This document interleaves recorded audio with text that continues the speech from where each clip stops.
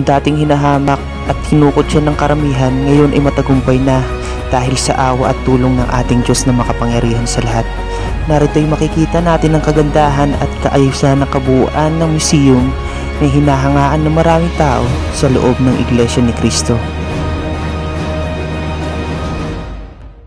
Itong ating museum na katatapos lang inauguration ay panukala ito ng ating tagapamahalang pangkalahatan, ang kapatid na Eduardo Manalo. Pag nagpunta tayo sa museum, makikita natin lahat ng kasaysayan ng Iglesia ni Cristo mula noong 1914 hanggang ngayon, pagkalipas ng 105 taong pag-iral ng Iglesia ni Cristo sa Pilipinas. Purihin natin, pasalamatan natin ang ating Panginoon Diyos.